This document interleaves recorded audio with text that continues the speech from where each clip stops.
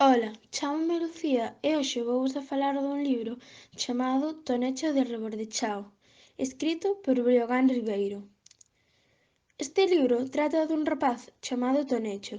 El di que é o máis guapo e o mellor da súa aldea, pero a verdade é que é sinxelo selo, xa que é o único rapaz que hai en Rebordechao. Os seus pais morreron nun accidente de coche, polo que el vive xunto cos seus avós naquel pobo. Lévase moi ben co seu can o Langrán e cun rapaz que vai con el á escola, Kevin, un neno regordechiño que lle encanta comer. Ademais, a Tonecho encántanlle as consolas e os videoxogos. Cando ía á escola, vía a súa encantadora profesora Sabela, da que tanto el como o Kevin estaban namorados e pelexaron por ela. A Tonecho encántalle vixiar nas casas vellas e pasar o tempo co Kevin.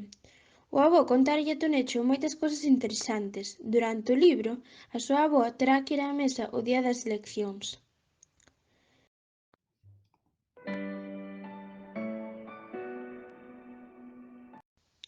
O autor deste libro é Breogán Ribeiro. Breogán é un escritor uruguaio de ascendencia galega. Naceu o 7 de febreiro de 1967 en Montevideo. Estudou náutica, carreira que abandonou para dedicarse ao audiovisual dende 1988. Tamén é guionista e director de cine. Gañou con este libro o premio Raíña Lupa de 2004. Publicou tamén O vendedor de mazás, O afundamento do Titanic e Olga e o dinosaurio. Actualmente ten 55 anos.